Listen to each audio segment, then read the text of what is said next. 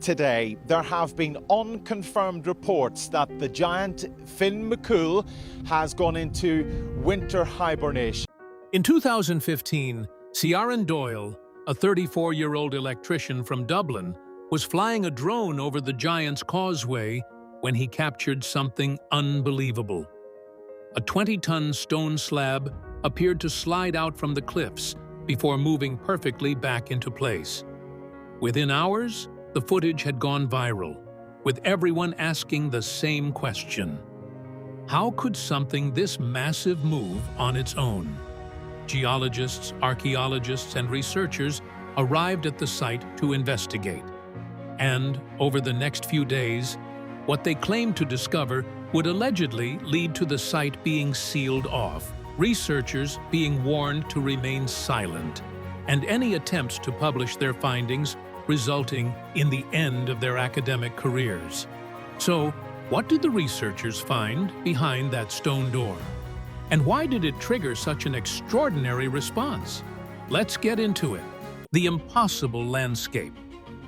The site where this video was recorded is known as the Giant's Causeway.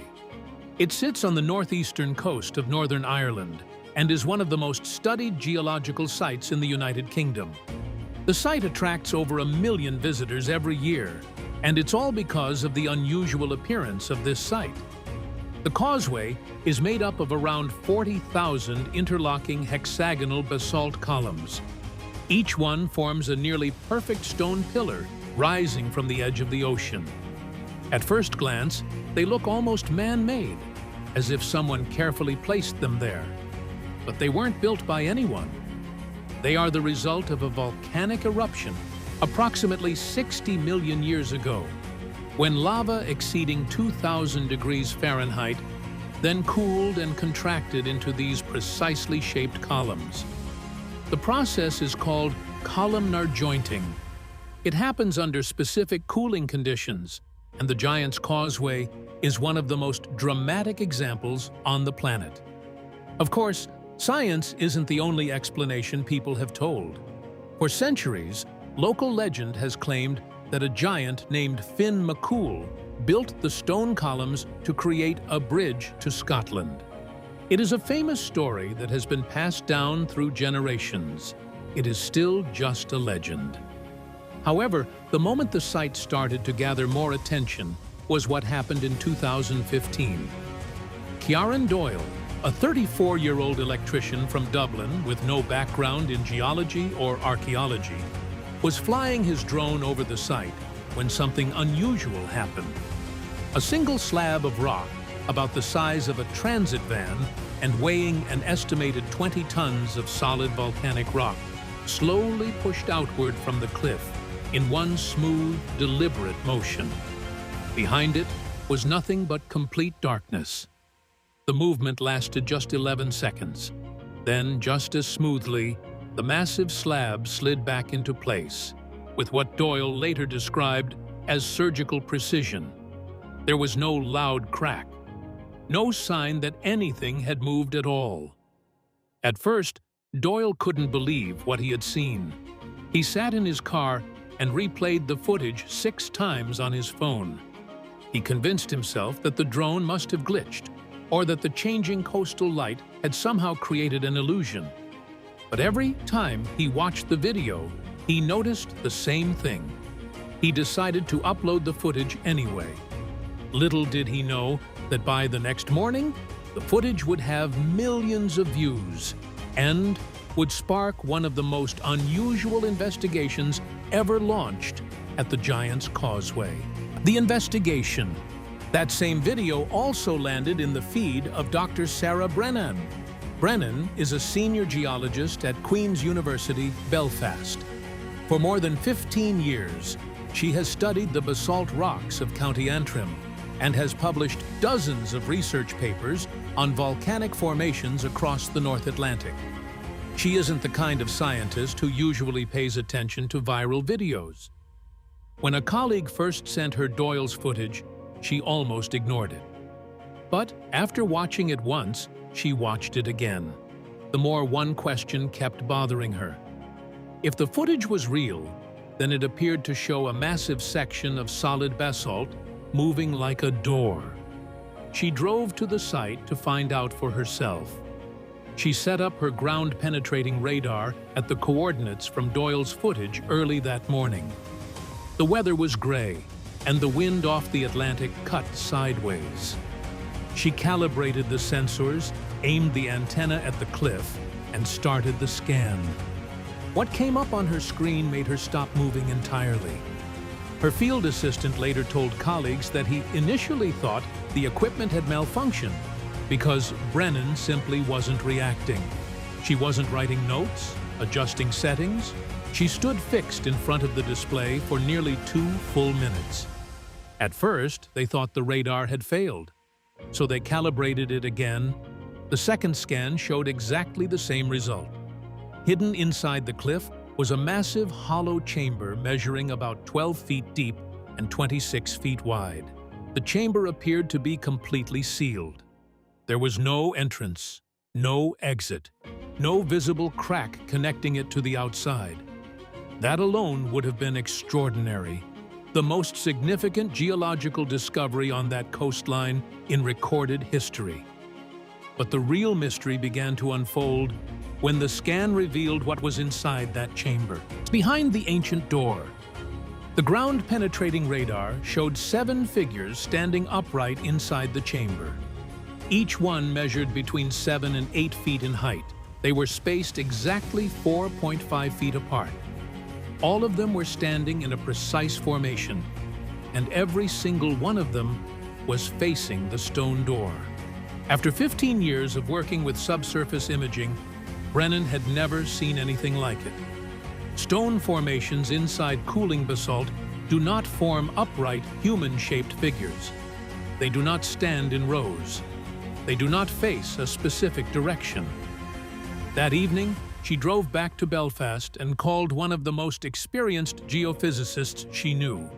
Dr. Ian Gallagher is a geophysicist from Belfast who specializes in subsurface imaging.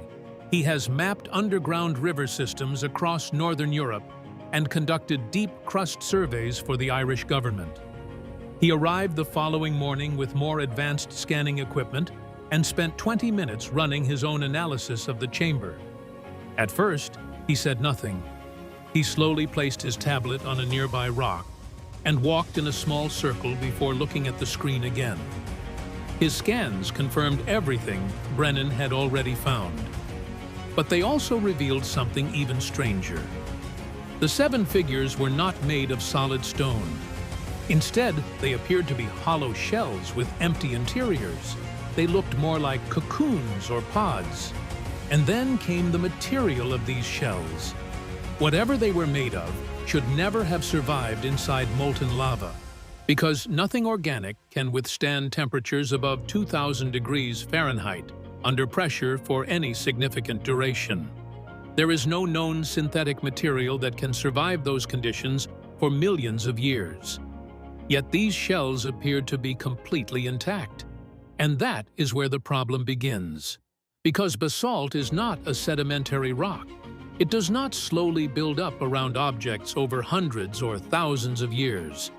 Basalt begins as molten lava. As it cools, it hardens into solid rock. That means if anything is completely enclosed inside a basalt formation, it had to be there while the lava was still liquid, and it had to remain there as the rock cooled and solidified around it. The basalt at the giant's Causeway formed about 60 million years ago. Homo sapiens has existed for only about 300,000 years. Whatever those 7 figures are, they were standing in formation inside that rock before the first primate walked upright, before mammals dominated the planet, and before the extinction event that ended the Cretaceous period had even finished reshaping the surface of the Earth. Just 48 hours after Gallagher completed his scan, government agencies were quietly informed. And the site Brennan had spent her entire career studying was suddenly no longer under her control. The cover-up. Within 24 hours of Gallagher's advanced scan, a team from an environmental agency arrived at the site, and they gave a public statement. The drone footage was nothing more than a trick of light reflecting off wet basalt. There was one major problem with that statement. The agency's own lead scientific consultant was Dr. Sarah Brennan. When she was handed the draft statement, she read it carefully from beginning to end. Brennan opened her laptop and reviewed the raw sonar data. As she looked at the screen, the color drained from her face. She slowly closed the laptop without saying a word. The following week, she resigned. Her resignation letter was only 4 sentences long. "I have seen enough." Meanwhile, the environmental agency had already released a public statement. Now, the next step was dealing with the site itself. Within 48 hours of the agency's arrival, a series of actions was put into place. Several researchers who were present later described them as looking like a coordinated effort to suppress the findings. Heavy steel barriers were installed around the section of cliff where the scans had been carried out. Bright yellow warning signs were placed along the area. It was the kind of safety closure that happens dozens of times every year along the Irish coastline. Closures like these rarely attract media attention and almost never lead to follow-up questions. Even today, if you walked up to those barriers, a park ranger would likely give you the same explanation without hesitation. The area is simply unsafe. But the researchers who had seen the scans believed there was another reason the cliff had suddenly become off-limits. Some of the researchers were given direct warnings. They were not asked to stay quiet. They were warned that if anything connected to the site reached the general public, it could mean the end of their careers or face the consequences. Before all of those restrictions were put in place, one final piece of evidence had already made its way out: the final scan. Before the team was formally removed from the site, Brennan returned for one final comparative scan. 4 days after the original imaging, standard scientific procedure. She expected the data to look identical. She needed it to look identical. She was hoping, as she later admitted to a colleague, that the first scan had been some kind of artifact, something she could walk away from. When the new image loaded, she grabbed the edge of the equipment case to steady herself. One of the figures was gone. Only 6 remained. The chamber walls showed no fracture, and Ciarán Doyle, who had mounted a motion-activated camera aimed directly at the rock face immediately after posting his original footage, had 96 hours of continuous recording to confirm that the stone door had not moved. One 7-foot hollow shell, sealed inside 60-million-year-old basalt, had simply disappeared without opening the only visible exit. It seemed that every attempt to solve the mystery was only making it worse. The movement patterns.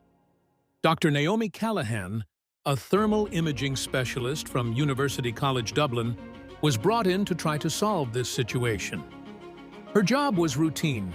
She was asked to check for volcanic heat sources or underground water channels that might explain the readings.